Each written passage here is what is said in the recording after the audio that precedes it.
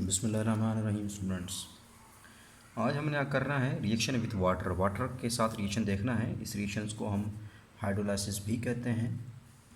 Hydrolysis, इस reactions को हम हाइड्रोलाइसिस भी कहते हैं। इसमें होता क्या है कि सिर्फ इनके मीन्स के इनके रिएक्शन देखने वाटर के साथ, मीन्स के हम किसके रिएक्शंस देखेंगे, इनके हैलाइड्स के, जो हम पीछे पढ़ चुके हैं, टेट्राहैलाइड्स। इन हैलाइड्स के हम रिएक्शंस देखेंगे। टेट्राहैलाइड जिसमें आपके पास आते हैं CCl4, SiCl4, GeCl4 and then 10 and PbCl4 हमने पढ़ा था, दैट इज़ अनस्टेबल। ये क्या होता है? अनस्टेबल होता है। अब इनमें देखना है कि रिएक्शन कौन रिएक्शन करते हैं और किस तरह रिएक्शन जो होता है, इनकी हाइड्रोलाइसिस जो होती है वो डिक्रीज होती है। ये जो कार्बन होता है ये वाटर के साथ रिएक्ट नहीं करता,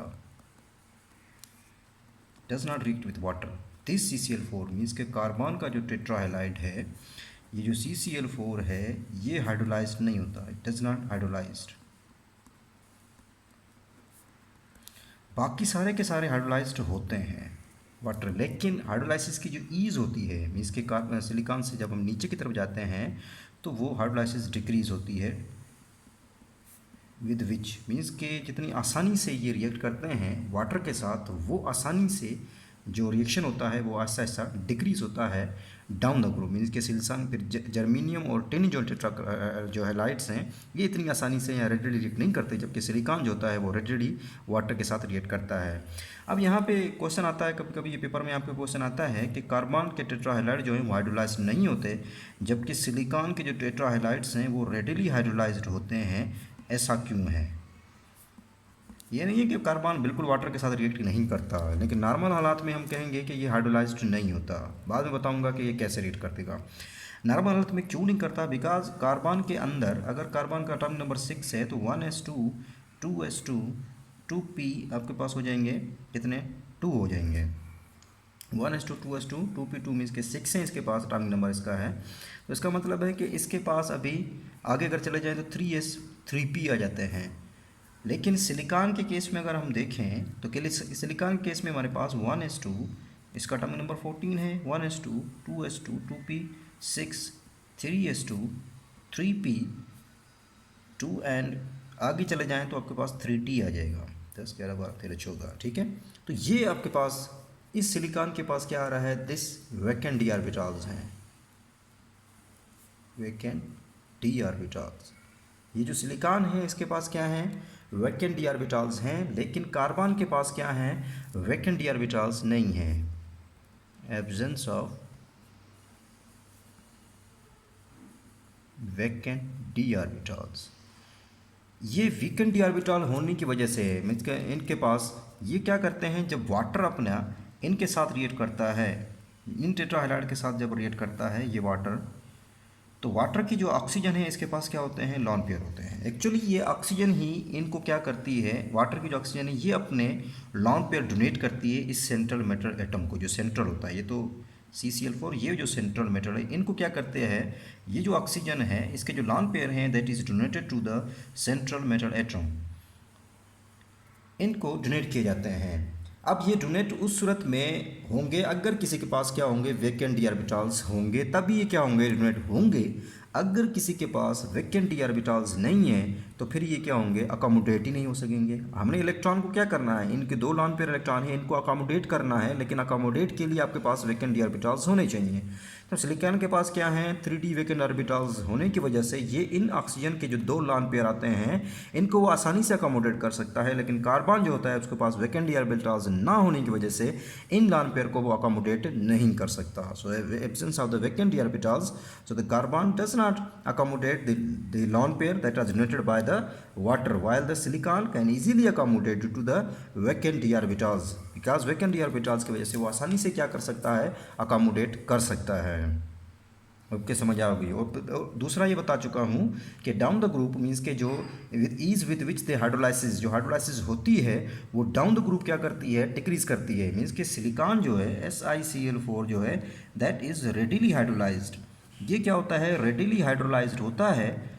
लेकिन बाकी जो आपके पास आ गया है जर्मीनियम, एंड आपके पास आ गया टिन के जो टेट्राहाइलाइड्स हैं ये रेडिली मीन्स के लेस रेडिली हाइड्रोलाइज्ड होते हैं, इतनी तेज़ी से ये हाइड्रोलाइज्ड नहीं होते, लेस रेडिली हाइड्रोलाइज्ड होते हैं।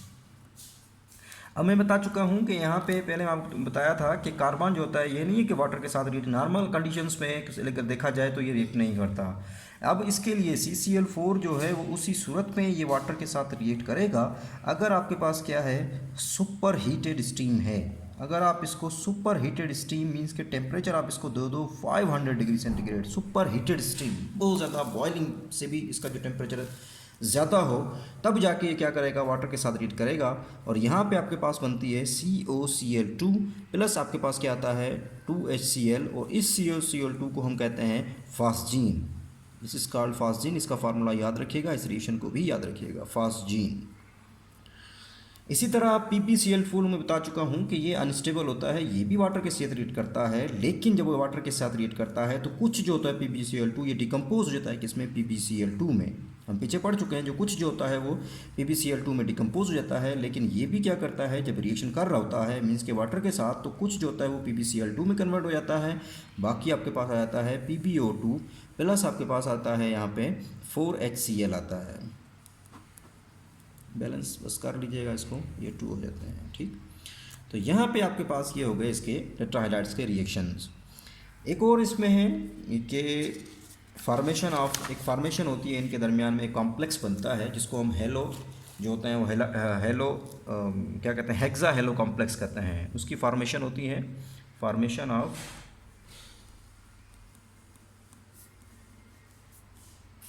Hexa halo complex except CCl4 को छोड़ के बाकी सारे के सारे क्या करते हैं, अपने हेक्सा हेलो कॉम्प्लेक्स बनाते हैं। एक्सेप्ट इसको छोड़ के बाकी सारे के सारे क्या करते हैं, हेक्सा हेलो कॉम्प्लेक्स बनाते हैं। सिर्फ CCl4 को छोड़ के बाकी सारे के सारे क्या करते हैं, हेक्सा हेलो कॉम्प्लेक्स बनाते हैं, जिसमें आपके पास आता है यहाँ पे फॉर एग्जांपल SiCl4 है, ये अपने ही Cl2 के साथ रिएक्ट करता है, तो यहाँ पे आपके पास Cl6 2 नेगेटिव, ये देखें हेक्सा, ये हेक्सा हो गया, ये हेलोजन हो गया, हेलो हो गया, कॉम्प्लेक्स हो गया, हेक्सा हेलो कॉम्प्लेक्स बन गया। इसी तरह जर्मीनियम अपने जो है वो हेक्सा हेलो कॉम्प्लेक्स बनाता है, GeCl6 2 नेगेटिव। तो एक्सेप्ट इसको छोड़ के बाकी सारे के सारे अपने हेक्सा हेलो कॉम्प्लेक्स बनाते हैं। ये हो गया यहाँ पे आपका रिएक्शन ख़त्म इसके हैलाइड्स के। नेक्स्ट आपके पास आता है ऑक्साइड्स आता है। ऑक्साइड्स में आपके पास आता है जी 2 ही किस्म के तकरीबन नॉर्मल हालत में ऑक्साइड्स पाए जाते हैं। एक आते हैं आपके पास MO टाइप के ऑक्साइड्स और दूसरे आपके पास आते हैं MO2 टाइप के ऑक्साइड्स। MO टाइप में आपके पास ऑक्साइड आते हैं CO, उसके बाद SiO, GeO, tin and lead oxide, monoxide. जबकि MO2 पे डाइऑक्साइड में आपके पास आते हैं कार्बन डाइऑक्साइड, इसके बाद सिलिकॉन डाइऑक्साइड, नेक्स्ट आता है जर्मीनियम डाइऑक्साइड, नेक्स्ट आता है tin oxide and lead oxide. कुछ और भी यहाँ पे आपकी बुक में 3 टाइप्स लिखे हुए हैं। अदर ऑक्साइड्स भी होते हैं, अदर टाइप्स ऑफ ऑक्साइड्स भी हैं, जिसमें आपके पास C3O2 आ जाता है, Pb3O4 आ जाता है, Pb2O आ जाता है, Pb2O3 etc। ये भी अदर ऑक्साइड्स में शामिल हो जाते हैं। तो यहाँ पे आपकी बुक में 3 टाइप्स दी हुई हैं, तो एक होते हैं MO टाइप, दूसरे होते हैं MO2 टाइप, बाकी अदर ऑक्साइड्स में आ जाते हैं। अब हम इनमें देखेंगे, पहले सिर्फ हम जो केमिस्ट्री पढ़ेंगे यहाँ पे आपने पढ़नी है सिर्फ इसके डाइऑक्साइड पढ़ने हैं। किसको पढ़ना है आपने स्टडी करना है, CO2 को एंड SiO2 को। तो हम ऑक्साइड्स देख लेते हैं, पहले कार्बन डाइऑक्साइड के ऑक्साइड देख लेते हैं। अगर इसका स्ट्रक्चर देखा जाए, कार्बन डाइऑक्साइड का स्ट्रक्चर देखा जाए, इसको एक्सप्लेन किया जाए, तो यहाँ पे आपके पास कार्बन के आउटर मोशियल में कितने होते हैं, 4 वैलेंस इलेक्ट्रॉन होते हैं। ऑक्सीजन के आउटर मोशियल में कितने होते हैं, 6 वैलेंस इलेक्ट्रॉन होते हैं। इसके वैलेंस शेल में 6 इलेक्ट्रॉन होते हैं। तो यहाँ पे ये अपने बॉन्ड बनाता है इसके साथ, इस तरह ये भी अपने बॉन्ड बनाता है।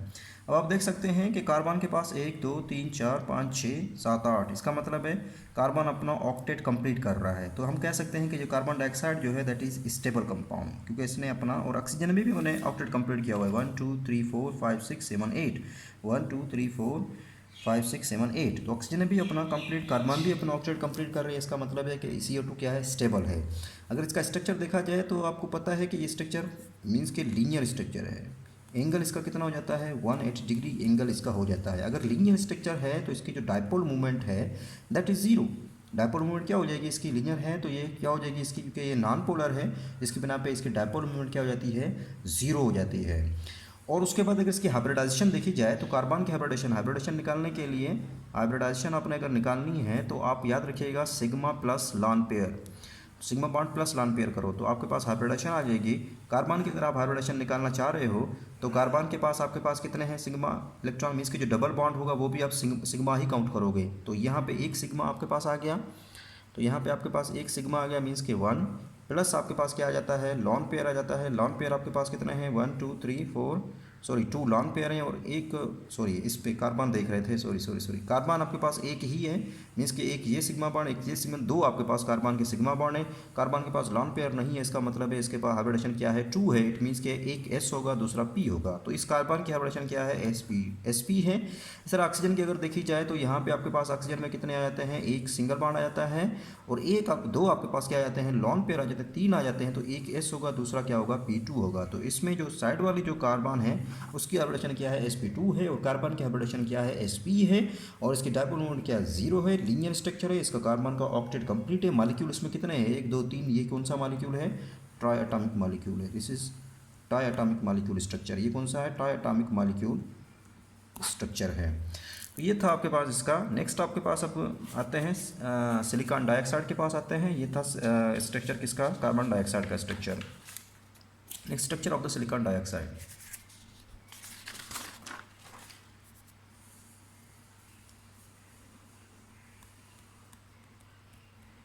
Structure of silicon dioxide. Silicon dioxide का स्ट्रक्चर जो होता है दैट इज मैक्रो मॉलिक्यूल, ये बड़ा सा मॉलिक्यूल होता है। अगर पीछे मैं एक चीज़ रह गया हूँ, छोड़ गया हूँ, जो कार्बन डाइऑक्साइड होता है दैट इज गैस, ये क्या होती है, गैस होती है due to the weak van der Waals forces.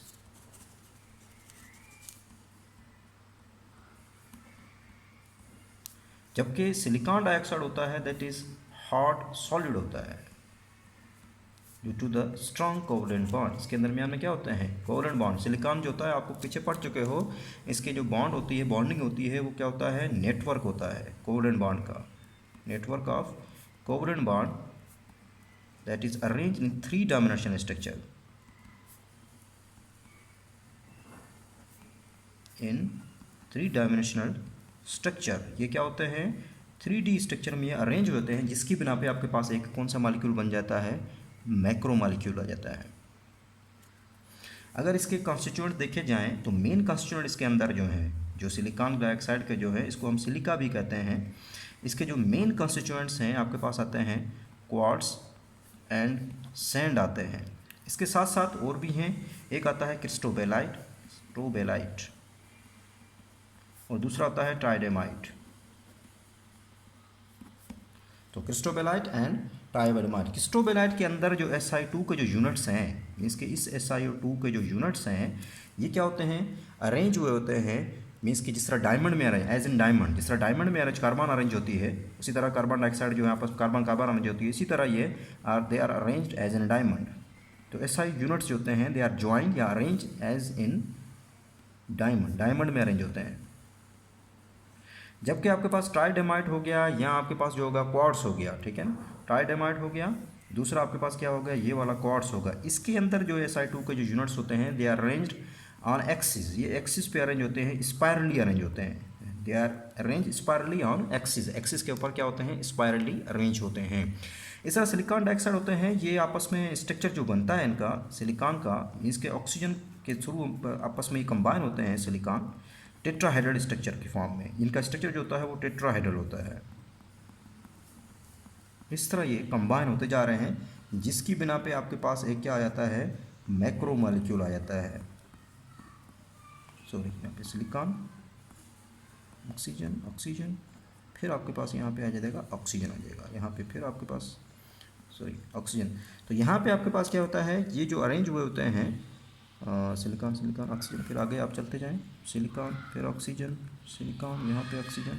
तो ये जो ऑक्सीजन होती है इसमें 4 ऑक्सीजन आपस में सिलिकॉन के इर्द गिर्द क्या होती है अरेंज होती है, किस फॉर्म में टेट्राहेड्रल मैनर्स की फॉर्म में। और ये क्या होता है, हार्ड होता है, और सिलिकॉन हार्ड होने की वजह से silicon dioxide that is non volatile, इसकी बिना पे क्योंकि हार्ड है, सख्त है, तो ये क्या हो जाएगा, नॉन वोलेटाइल हो जाता है। ये भी क्या है आपके पास ट्राइएटॉमिक मॉलिक्यूल, सिलिकॉन डाइऑक्साइड का भी इसी तरह, कार्बन डाइऑक्साइड का भी आपके पास क्या था, ट्राइएटॉमिक मॉलिक्यूल है। कुछ इसके अंदर कार्बन और सिलिकॉन के अंदर कुछ सिमिलरिटीज़ हैं वो देख लेते हैं, और कुछ डिफरेंसेस हैं वो देख लेते हैं।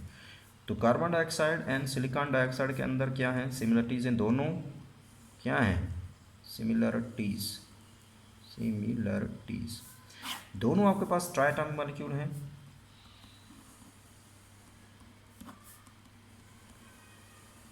ठीक है, दोनों में क्या है, इनके अगर देखे जाए तो कार्बन के पास भी 4 वैलेंस इलेक्ट्रॉन है, सिलिकॉन के पास ही क्या है, 4 वैलेंस इलेक्ट्रॉन है, तो बोथ है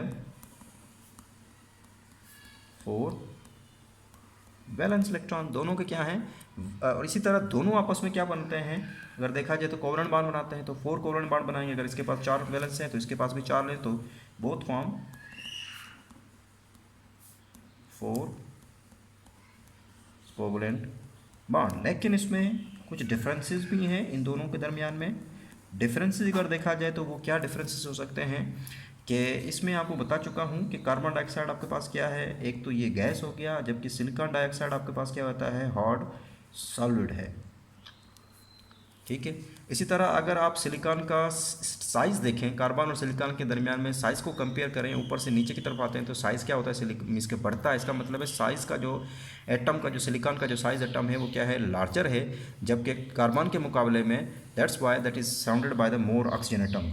तो आपके पास जो सिलिकॉन का जो साइज़ है दैट इज़ लार्जर साइज़ है देन किसके मुकाबले में, कार्बन एटम की वजह से, कार्बन एटम के मीन्स के मुकाबले में। दैट्स वाई ये जो सिलिकॉन होता है that is surrounded by more oxygen, तो ये क्या होता है, सराउंडेड होता है बाय मोर ऑक्सीजन, जिसकी बिना पे इसके इर्द गिर्द क्या होती है, ज़्यादा ऑक्सीजन। अगर हम दोनों को स्ट्रक्चर कंपेयर करें तो यहाँ पे आपको पता था कि ये था, और लेकिन सिलिकॉन के यहाँ पे क्या आ रहे थे, सिंगल बॉन्ड आ रहे थे। तो कार्बन जो होता है ऑक्सीजन के साथ क्या बना रहा है, डबल बॉन्ड बना रहा है कार्बन डाइऑक्साइड, जबकि सिलिकॉन जो होता है ऑक्सीजन के साथ क्या बनाता है, सिंगल बॉन्ड बनाता है। तो इसमें अगर स्ट्रक्चर को देखा जाए तो ये आपके पास लीनियर स्ट्रक्चर आ रहा था, तो ये आपके पास स्ट्रक्चर कौन सा आता है, टेट्राहेड्रल स्ट्रक्चर आता है। तो वो स्ट्रक्चर आपके पास यहाँ पे स्ट्रक्चर क्या होता है, टेट्राहेड्रल आ जाता है। तो इसमें सिंपलेस्ट फॉर्म ऑफ सिलिका जो है वो कौन सी है, सिलिका की जो सिंपलेस्ट फॉर्म है दैट इज़ कॉल्ड SiO2, ये आपस में कंबाइन होते हैं SiO2, बहुत सारे क्वार्ट्स बनाते हैं, इसमें ट्राइडेमाइड बनाते हैं, इसमें क्रिस्टोबेलाइट बनते हैं, बहुत सारे और भी इसमें स्ट्रक्चर आपके पास आते हैं, लेकिन जो सिंपलेस्ट जो है वो आपके पास SiO2 है, दैट इज कंसिडर्ड नहीं कि SiO2 हो गया। This is all about the structure, ये आपका यहाँ तक ख़त्म हो गया। अल्लाह हाफ़िज़।